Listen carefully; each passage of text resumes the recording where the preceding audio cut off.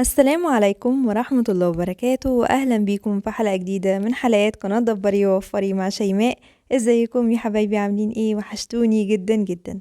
جايلكم النهاردة بقسماط حرف الاس، طلبتوه مني كتير جدا. طبعا بيتباع في الفروم بسعر عالي وغالي، لكن هنعمله النهاردة بطريقة سهلة جدا واقتصادية. قد ايه هتطلع معاكي النتيجة مرضية جدا، والكمية كمان كبيرة ما شاء الله. حاجة كده جميلة، قد ايه هش ومقرمش ولذيذ جدا جدا. فيلا بينا ندخل على الفيديو. بس قبل ما ندخل على الفيديو حابة اطلب منكم تعملوا لايك وشير واشتراك للقناة.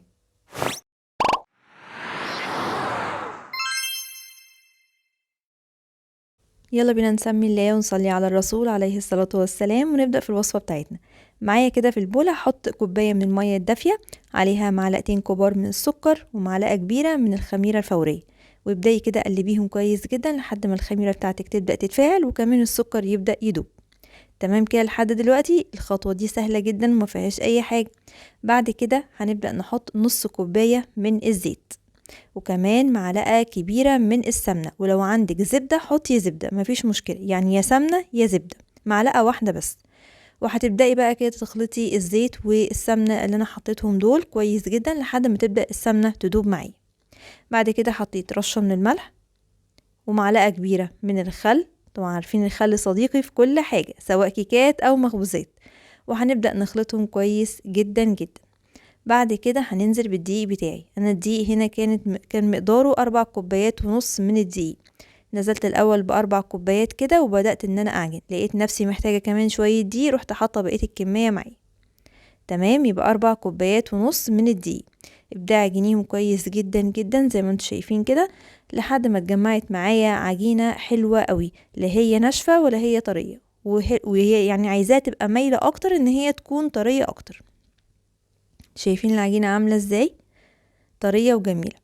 هنبدأ نغطي عليها بقى خالص كده ونسيبها تستريح مش تخمر لمدة ربع ساعة. بعد كده حضرت معايا بقى الكفر الخارجي بتاعها، اللي هو عبارة عن كوباية من السمسم ومعلقة كبيرة من السكر ومعلقتين كبار من الزيت. قد ايه الكفر ده حلو جدا وبيديها طعم في منتهى الجمال. جربيه كده في البقسماط بجد هتدعيلي، لانه فعلا بيديها طعم حلو قوي. ولو حابة تستغني عن معلقة السكر مش عايزاها، فانت ممكن تستغني عنها، مفيش مشكلة. هنبدأ ان احنا نخلط الخلطة دي كلها على بعضها كده، ونبدأ بعد كده نجيب العجينة بتاعتنا بعد ما ريحناها لمدة ربع ساعة بس ما خمرناهاش. هنبدأ ناخد العجينة نحطها كده على الرخامة بتاعتنا ونبدأ نقطع منها قطع، والقطعة دي نبدأ ان احنا نلفها على شكل رول. طبعا عشان احنا مريحين العجينة بتاعتنا فهي ما شاء الله حلوة جدا وسلسة معايا، مش كل ما برومها تلم معايا. خلي بالكم من الحاجات الصغيرة دي. هنبدأ ناخد بقى الرول الطويل ده، قطعته على شرايط قد بعضها كده زي ما انتم شايفين، او رولات صغيرة. هبدأ اخد بقى الرول الصغير ده وابدأ احطه في الخلطة اللي احنا عملناها، اللي هي بتاعة السمسم والسكر والزيت. تمام كده. ابدأي بقى حطيها فيها كده واديها تقليبة كده فيها عشان السمسم يعني يتخللها كده من جميع الجوانب. هنبدأ بعد كده ان احنا نعمل حرف الاس. انا يعني ان انا عملته لكم كده الاول على المفرش السيليكون كده قبل ما احطه على الصاج عشان اعرفكم بتتعمل ازاي. سهل جدا مفيهوش اي حاجة. طبعا لو لقيتيها طويلة شوية فانت ممكن تقصريها او تقطعي منها حتة. شايفين؟ سهلة جدا ما فيهاش اي حاجة. حرف الاس سهل ان يتعمل وما فيهوش اي افتكاسة يعني. تمام. طبعا الصاج اللي انا بحط فيه البقسماط ده لازم يكون مدهون بدهنة من الزيت. تمام. احنا كده خلصنا اول رول احنا عملناه. هنقطع تاني من العجينة رول تاني ونبدأ برضو نشتغل بنفس الطريقة. ممكن حد يسألني هو احنا يا شيماء لازم نعملها على حرف اس؟ ما ينفعش نعملها مثلا طويلة؟ طبعا ينفع. ممكن تعمليها على شكل صوابع طويلة كده وتعمليها زي البقسماط، مفيش مشكلة. ممكن تتخنيها شوية وتخليها بقسماط اللي هو زي البقسماط اللي بالسمسم اللي احنا بنعمله العادي، لو اللي احنا بنشتريه من الفران. ده في ايدك وده في ايدك، اللي انت عايزاه تعمليه. بس انا بعمل لكم نوع من انواع اللي موجودة في الفران اللي هو حرف الاس ده.